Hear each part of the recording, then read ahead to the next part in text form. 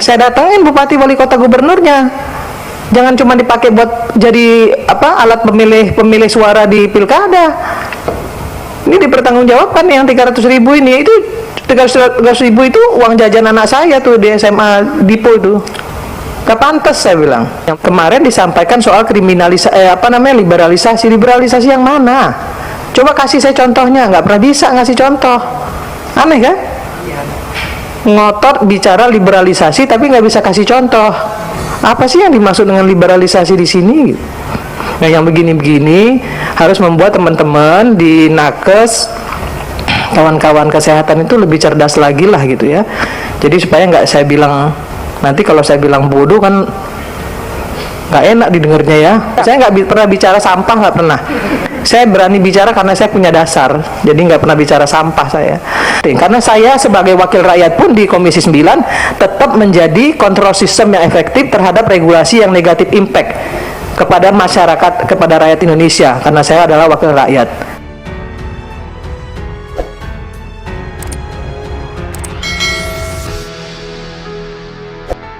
Silakan Firma. Terima kasih pimpinan.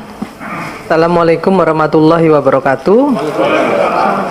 Bapak Ibu, alhamdulillah kita sudah menyelesaikan undang-undang kesehatan yang kemarin-kemarin diributin ya, diributin. Pagi ini saya juga berwawancara dengan dua radio ya, dari Semarang kemudian dari Jakarta. Biasa pagi-pagi saya ingin sampaikan sama teman-teman dari apoteker. Harusnya kawan-kawan apoteker ini seneng dengan undang-undang ini, karena apoteker tuh nggak punya undang-undang. Iya betul. Dengan adanya undang-undang ini, positioningnya ya itu jadi jelas gitu, jadi punya pegangan gitu. Kok malah demo gitu loh? Nggak ngerti saya nih pola pikirnya di mana gitu loh ya. Yang kedua, sama teman-teman dari perawat, saya sampaikan gini, tadi kemarin saya dengan Metro TV dengan ketua OP perawat ya, Harif ya, saya bilang, Anda kemana aja? Itu yang namanya perawat di daerah-daerah itu yang digaji 350.000, 500.000 tuh kenapa nggak pernah Anda perjuangkan? Saya ribut itu dengan gubernur, dengan bupati, dengan wali kota di dapil saya. Ya, saya datangin bupati, wali kota, gubernurnya. Jangan cuma dipakai buat jadi alat pemilih suara di pilkada. Ini dipertanggungjawabkan yang 300.000 ini. Itu 300.000 itu uang jajan anak saya tuh di SMA Dipo itu. Gak pantas saya bilang. Terus di mana kalian semua? Kenapa sekarang jadi malah ngeributin RUU yang justru menjamin kawan-kawan perawat itu lebih dimanusiakan, lebih dilindungi, dan lebih diberdayakan gitu. Itu saya sampaikan kemarin di Metro TV. Biasa masih ngeles terus ya, bicaranya tetap pada kenapa buru-buru dan lain sebagainya. Lah buru-buru cepet atau lambat itu nggak ada urusan. Cepet kalau bagus dibanding dengan lambat tapi jelek, ya mendingan cepet tapi bagus.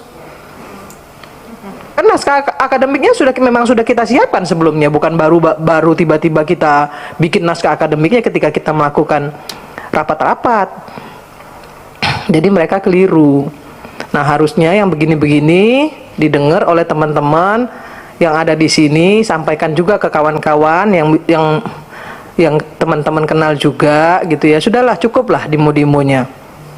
Kalau judicial review itu dibenarkan, silakan aja lakukan judicial review, nggak ada masalah, karena itu memang dibolehkan. Tapi harus tahu juga yang mana yang harus di judicial review. Kemarin disampaikan soal liberalisasi yang mana? Coba kasih saya contohnya. Nggak pernah bisa ngasih contoh. Aneh kan? Ngotot bicara liberalisasi tapi nggak bisa kasih contoh. Apa sih yang dimaksud dengan liberalisasi di sini? Nah, yang begini-begini harus membuat teman-teman di nakes, kawan-kawan kesehatan itu lebih cerdas lagi lah gitu ya. Jadi supaya nggak saya bilang, nanti kalau saya bilang bodoh kan nggak enak didengarnya ya. Makanya kemarin saya bilang sudah ikut rapat dari awal sampai akhir, kemudian mandatory spending aja yang jadi masalah, udah nggak ngaku lagi gitu kan ya. Saya bilang aja pembohong nih gitu. Karena saya punya bukti kan gitu. Saya nggak pernah bicara sampah, nggak pernah. Saya berani bicara karena saya punya dasar, jadi nggak pernah bicara sampah saya. Nah mungkin itu saja. Alhamdulillah kawan-kawan Komisi 9 punya tugas berat sama dengan teman-teman semua yang hadir di sini hari ini, adalah mengawal peraturan pemerintahnya dan peraturan menterinya. Karena jangan salah, ketika kami di Panja kemarin, itu kami memang betul-betul kami tanya, nanti peraturan pemerintahnya seperti apa? Nanti peraturan presidennya seperti apa, misalnya begitu. Nanti peraturan menterinya seperti apa? Itu sampai ke situ loh kita bicarakan di Panja. Jadi enggak seperti yang disampaikan di media ya, seolah-olah ini disembunyikan, buru-buru dan lain sebagainya gitu. Makanya saya bilang kalau nggak tahu jangan ngomong gitu loh ya. Jangan seuzon, silahkan. Saya kasih loh nomor HP saya ke mereka untuk menyampaikan masukan apapun yang menurut mereka itu tidak pantas. Tapi nggak pernah ada satu pasal pun yang masuk ke WA saya. Padahal udah saya kasih nomornya. Karena semua yang ditanya saya jawab dengan tegas dan jelas berdasarkan pasal-pasal yang ada di undang-undang itu. Jadi nggak bakal bisa menang mereka lawan saya. Ya. Oke, mungkin itu aja. Terima kasih banyak. Sekali lagi, undang-undang ini jangan menjadikan kita pongah, jangan menjadikan kita berleha-leha, tetap harus konsisten. Teman-teman sebagai wakil dari nakes ya, pekerja kesehatan, tetap harus menjadi kontrol sistem yang efektif terhadap regulasi yang negatif impact pada anggota. Itu penting ya.